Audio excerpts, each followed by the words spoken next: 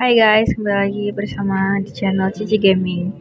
Jadi ini tuh tentang hereditas pada manusia. Hereditas itu kayak penurunan kelainan-kelainan itu dalam tubuh manusia, penyakit-penyakit itulah. Jadi hereditas ini dibawa oleh gen kromosom.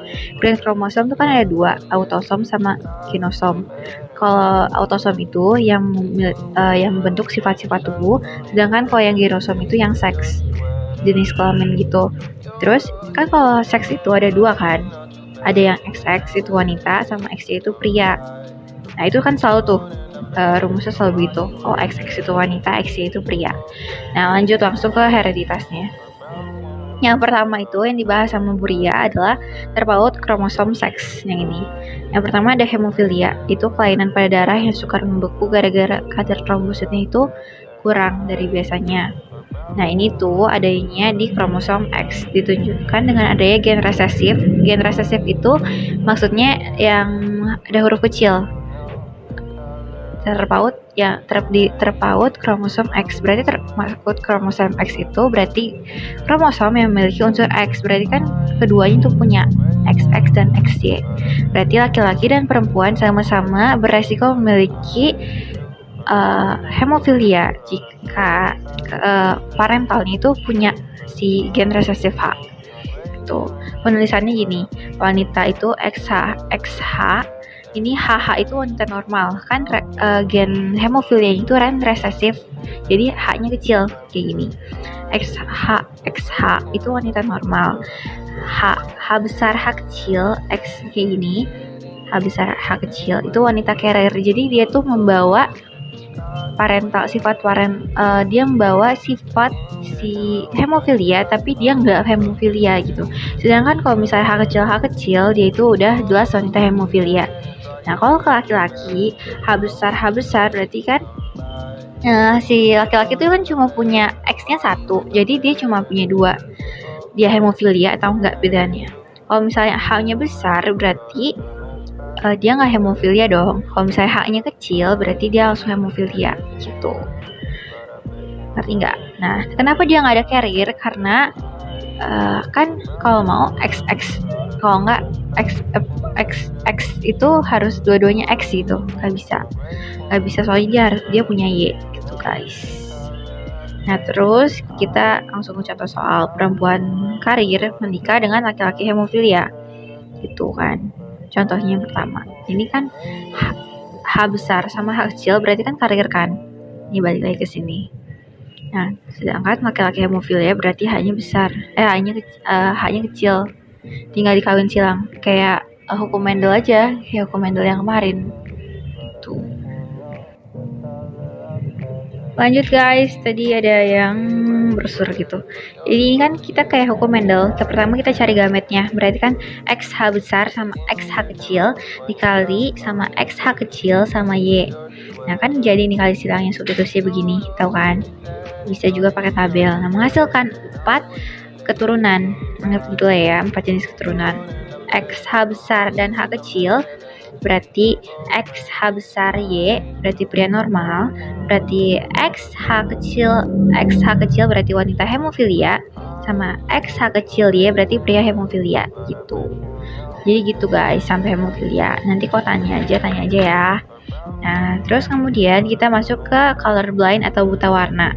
Colorblind itu sama kayak hemofilia konsepnya, dia tuh muncul gen resesif CB di X.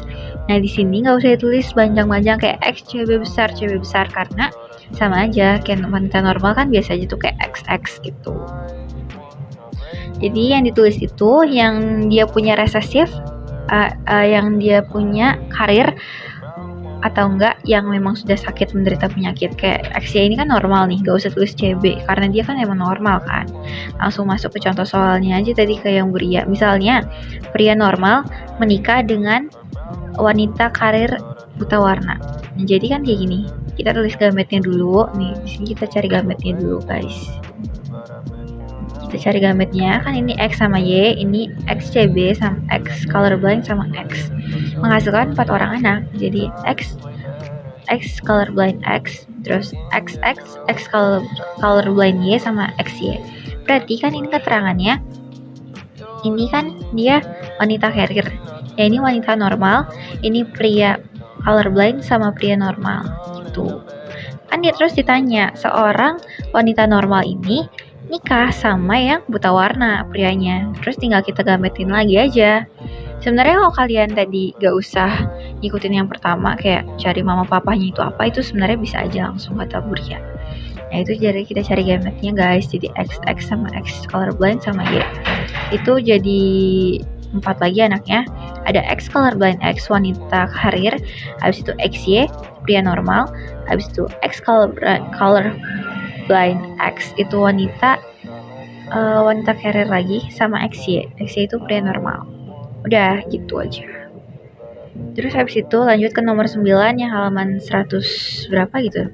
Nah tadi ini kan ada contohnya itu wanita karir colorblind sama pria normal. Terus ditanya berapa orang sih yang anak-anaknya yang kemungkinan bakal buta warna yang cowoknya gitu. Ya sama kayak tadi caranya, kita cari gametnya XX nih, X colorblind sama X. Habis itu ini kan X sama Y, kali silang aja, kali yang begini nih, kali yang ini sama sini, terus ini kali sini, menghasilkan X colorblind X itu berarti wanita karir, X colorblind Y berarti pria buta warna, sama XX itu wanita normal, sama XY itu pria normal. Kan yang ditanya itu kemungkinan untuk pria, kemungkinan untuk anaknya buta warna, berarti kan cuma satu dong yang buta warna, karena kan ini cuma karir, jadi dia masih wanita normal disebutnya gitu. Jadi tinggal 1/4 dikali 8 sama dengan 2. Nah lanjut, kalau misalnya tadi yang halaman 132 nomor 15 itu kan anak-anaknya itu dua-duanya buta warna, berarti anak cewek sama anak cowok, berarti dua buta warna, berarti ini udah jelas colorblind sama colorblind. Nah mama papanya ya udah pasti dua-duanya colorblind gitu. Karena kata Buria, versi Buria itu semua anak semuanya itu dipengaruhi sama faktor papa gitu. Kalau misalnya ada yang kurang ngerti bisa tanya aja guys. Kalau anodontia juga sama, yaitu kelainan gigi, jadi kayak email giginya nggak berkembang, itu gen resesif X juga, tandanya A. Ya mirip-mirip semuanya gitu. Kalau ada yang mau tanyain bilang nggak aja guys. Thank you.